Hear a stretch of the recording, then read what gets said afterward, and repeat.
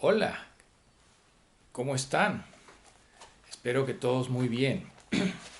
Bienvenidos y bienvenidas a la deconstrucción como acontecimiento mental textual. Deconstrucción, como habíamos dicho, de todos los días. Bueno, hoy empezaremos con un tema muy especial desarrollado por Derrida que se llama la religión. ¿Verdad? La religión, bueno, no vamos a entenderla a través de la religión misma, ya que repetiríamos lo que ya sabemos o lo que queremos saber o lo que sospechamos saber. Empezaré citando a Valéry, ¿verdad? Paul Valéry, que él sostiene que lo espiritual, el pensamiento, el lenguaje, están en función de una cosa que no conocemos, de algo que todavía no hemos logrado comprender, de lo cual en principio nunca estamos conscientes. Pues la religión es lo mismo.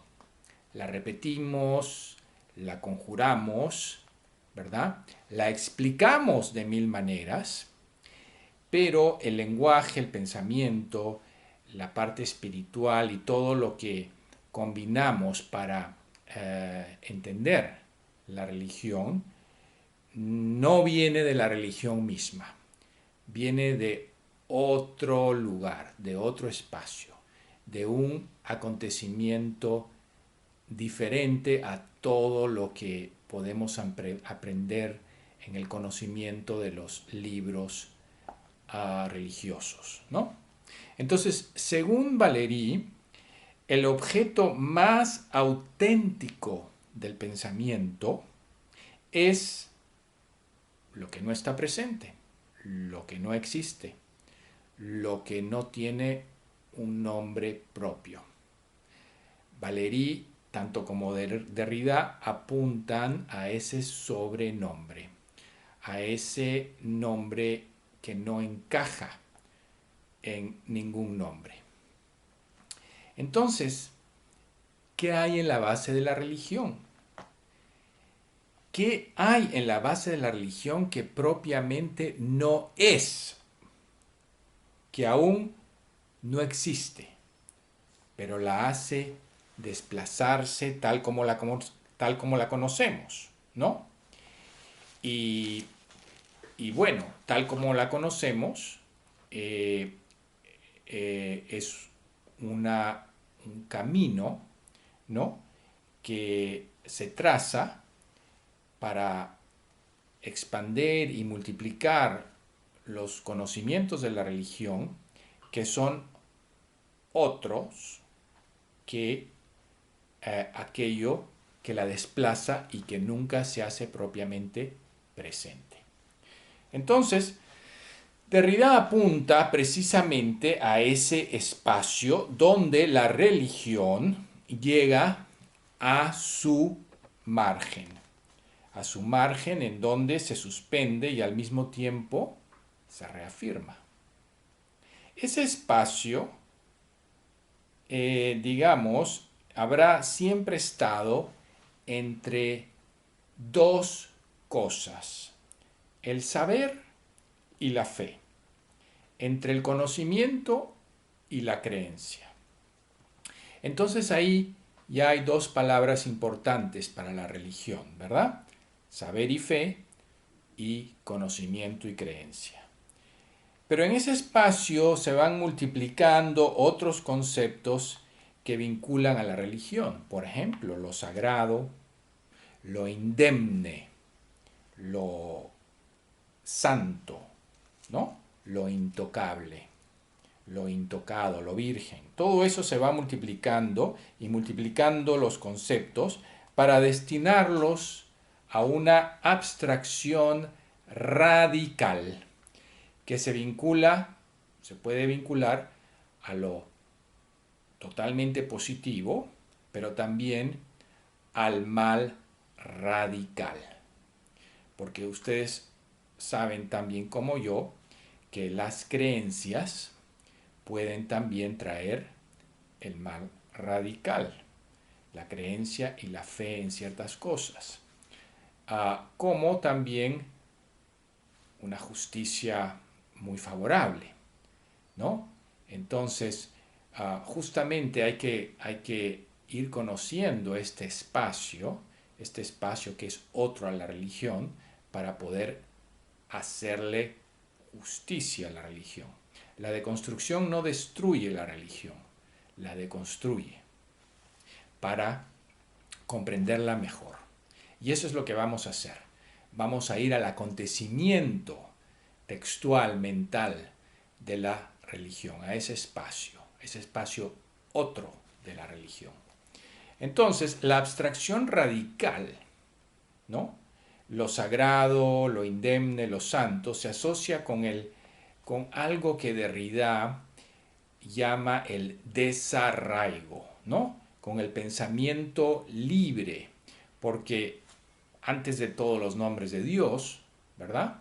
Hay algo parecido a otra cosa, a un vacío, a un desierto, o como diría Derrida, a un desierto en el desierto. Hay un murmullo ahí que todavía no es religión, o que es otra cosa que la religión, ¿no? Eh, bueno, ya lo analizaremos en otra entrega, pero Derrida nombra ese espacio, incluso a través de un libro, a través del Antiguo Testamento, y eso es el espacio del tabernáculo, que lo veremos en otra entrega, ¿no? Entonces, desarraigo, ¿no? Este pensamiento libre, libre de todo vínculo, deslocalizado, ahí precisamente donde parece que no hay nada, se empieza a develar, se empiezan a develar, se podría decir, los nombres de Dios, y antes que eso, todo lo que es sagrado, santo, indemne, la fe, la creencia, ¿no? Es precisamente desde ese desarraigo que se crea eh, el arraigo, ¿no? Las vinculaciones de las comunidades. Pero es precisamente desde esa deslocalización, de ese desierto, más allá del desierto, o sea, desierto en el desierto, que se crea ese vínculo con el otro, ese vínculo con el otro que al mismo tiempo produce tantas cosas, ¿no? El arraigo, el desarraigo, la religión, las ciencias, la política, ¿no? Y todo lo demás. Ese espacio se va suplementando, se va dividiendo y multiplicando, incluso oponiéndose uno al otro, ¿no? Y lo único que tienen en común es en lo que se diferencian, ¿no? La diferencia de ese espacio que se difiere y se mantiene. Entonces, vamos a ir viendo que, y lo leí justamente hace unos días, que el Papa dijo que la ciencia no se opone a la religión, ni viceversa, justamente. En esta deconstrucción vamos a ver que es un espacio similar, solamente diferente, ¿no? ¿Diferente en qué? En la creencia y en el saber, en el espacio que hay entre creencia y saber. Cuanto menos dogmático es el espacio entre creencia y saber, más reflexionante y más se asemeja a a una religión pensante, o incluso a una ciencia o a una cierta política, ¿no? Pero en realidad todas estas ideas, ciencia, todas estas disciplinas, ciencia, política, religión, etcétera, digamos, se ponen en marcha a través de este espacio otro, este espacio de iteración, en donde todos nos sentimos desvinculados ¿no? Y desarraigados, y empezamos a construir teorías, paradigmas para poder explicarnos, para poder relacionarnos, para poder avanzar, ¿no? En diversas disciplinas. Entonces, en la dislocación del desarraigo, ¿no? En este desierto, en el desierto antes de nombrar cualquier desierto, hay fe, hay creencia, hay crédito fiduciario, hay fiabilidad y todos actúan en común acuerdo. ¿No? Y como le hemos dicho, incluso la ciencia, ¿no? Y incluso la ciencia y la religión vamos a ver cómo se van a ir complementando, aunque polemizan en el camino, ¿no? Pero se complementan porque esa diferencia que los separa también los une en muchos niveles, ¿no?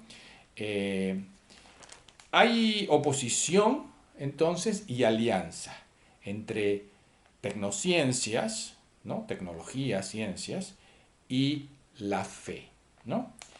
El desarraigo radical no es entonces vamos al desierto, no. El desarraigo radical es, por ejemplo, como, como esto que nos dice Derrida, el desierto en el desierto, pero imagínense un ejemplo, ¿no? Supongamos que somos científicos y vamos a partir de una nada, pero en esa nada, que puede ser, no sé, un agujero negro, puede ser el origen del universo, desde ahí hay un espacio de pensamiento, pero en este espacio de pensamiento, de iteración, de articulación, también hay un espacio donde se crean creencias, ¿no? Se tiene fe en esta creencia y se va a tener que probar y se va a tener que probar y esta verdad también va a ser una especie de creencia que quizás se pruebe con una fórmula y después se pruebe de otra manera o se piense que esto que en lo que se creyó ahora no se prueba lo contrario, que no es la verdad. Entonces, digamos que en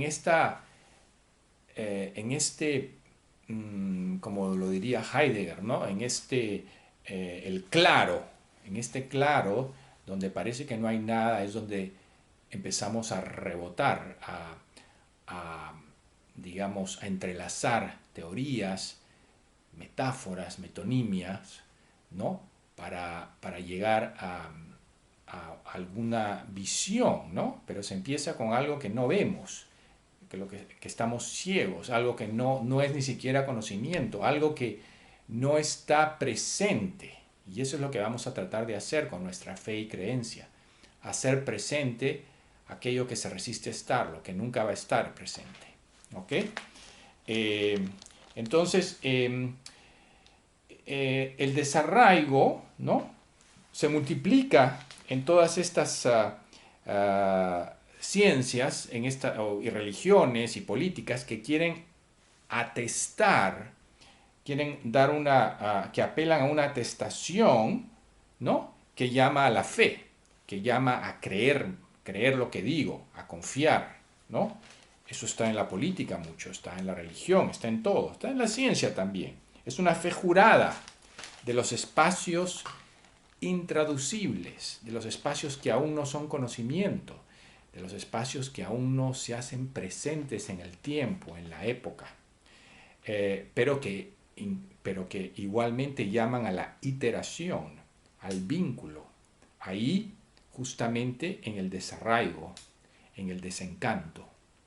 Pensemos en Leonardo da Vinci, desarraigado de la sociedad, pues estaba pensando en aviones cuando no existían y en tantas otras cosas, ¿no?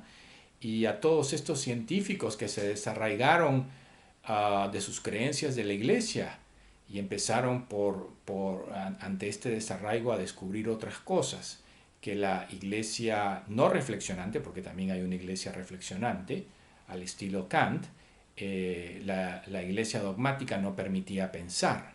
Entonces, este es el desarraigo que nos lleva a este espacio, digamos, y tiempo, ¿no? A esta diferencia entre el espacio y el tiempo que nos hace llevar a un acontecimiento del pensamiento. Bueno, en este espacio del desarraigo, entonces, la abstracción radical, ¿no? Esta deslocalización, este desencanto, este lugar de un testimonio que uno quiere testimoniar, pero que aún no hay nada presente, aún no hay un saber presente ni una verdad, bueno, está lleno de nombres intraducibles, ¿no? Y contiene justamente lo sacro, lo santo. Eh, entonces, esta fe, ¿no? Esta fe, Kant nos va a decir que prefiramos la fe reflexionante a la fe dogmática, ¿no? La fe reflexionante es justamente la del desarraigo, la que dice, bueno, voy a asumir que Dios está muerto o que Dios no existe y voy a tratar de vivir, ¿no? De la mejor manera posible con esta fe reflexionante, ¿no? Me voy a vaciar de todo, hay un vaciamiento, una kenosis de todo lo que sé, ¿no? De este mundo, todo lo aprendido, para así entregarme a la voluntad de Dios y en realidad llegar a esa verdad a través del desarraigo. Claro que esta fe reflexionante es un círculo, ¿no?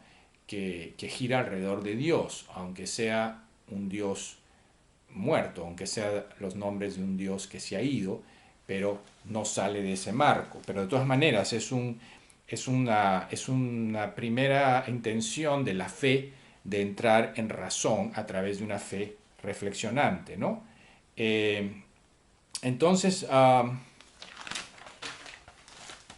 he aquí la fe reflexionante de Kant, ¿no? Que él dice pues que justamente para evitar el mal de la escritura, que es tan libre, ¿no? E incluso el mal de la religión dogmática, ¿no? Hay que reflexionar, hay que tener una fe reflexionante, un razonamiento responsable, fuera de dogmas, justamente dogmas que pueden traer el mal radical y que hay que evitar ese mal radical, ¿no? Bueno, por ejemplo, al principio del Génesis vimos que Dios destruye el mundo, ¿no? Porque dice que la gente deseaba mucho, deseaba, el deseo de la gente no era sucio, no sé qué, hay varias interpretaciones, ¿no? O sea, el pecado de la gente era desear. Entonces acá hay una fe dogmática, ¿no? Que habría que recoger a través de una fe reflexionante, ¿no? Y en vez de que se le imponga a uno, ¿verdad? Uno debe pensar y volver a este espacio de la fe y del saber para reflexionar, ¿no? Entonces la fe reflexionante tiene que ver, como dijimos, con vivir como si Dios no existiera, como si hubiera muerto, que hay ese proceso también en la religión cuando Jesús muere, ¿no? Entonces, cuando Jesús muere, tenemos que vivir sin Él, pero tratando de entregarnos a su voluntad al mismo tiempo, ¿no? Reflexionando, tratando de entrar en razón, en la fe. Entonces, según Kant, hay que razonar hacia un mundo moral, con responsabilidad, con razón y sin Dios, ¿verdad? Y nuestro estimado filósofo Heidegger sigue esta línea, ¿no? Sigue el hilo de la fe reflexionante y sostiene que hay una atestación original de un ser responsable, culpable, endeudado, ¿no? Que después Heidegger desarrollará esta atestación como el Dasein, el ser que está ahí, ¿no? Heidegger y Nietzsche continúan en esta genealogía moral del desarraigo del cristianismo, de la cristianización para favorecer a la fe reflexionante, la fe que entra en razón. Cuando Nietzsche dice Dios ha muerto, no es porque lo quiere matar o quiere necesariamente que la humanidad exista sin Dios, sino que primero que todo reflexione y sea responsable de sus pensamientos y de sus actos, ¿no?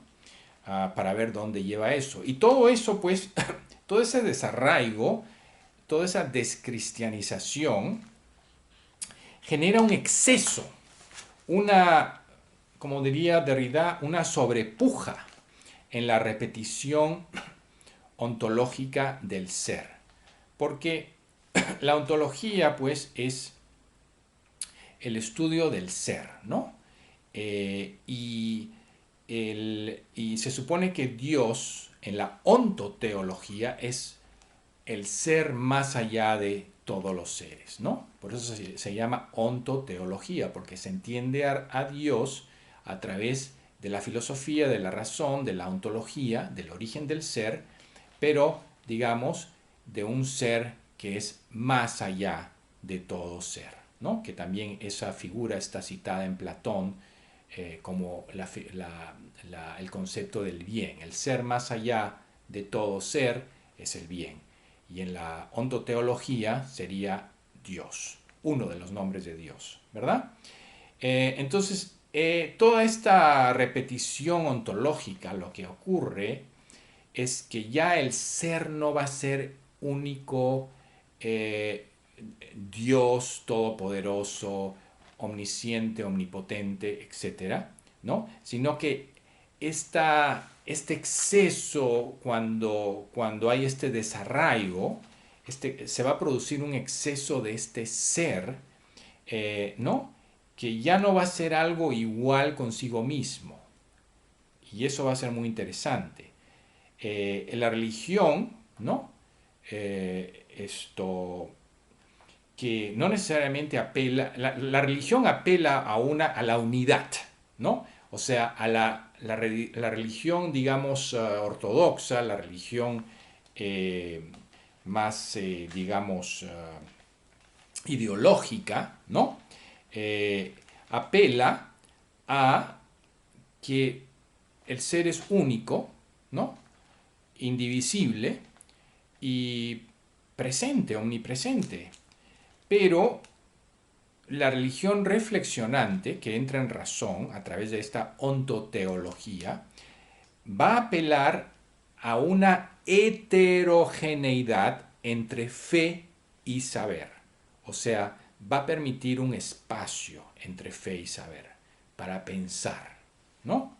Entonces, la fe y el saber dogmático religioso, ¿no? Digamos, hayan una idea de justicia divina por encima del conocimiento y el saber, una moral incuestionable, mientras la fe reflexionante va a pensar leyes, ¿no?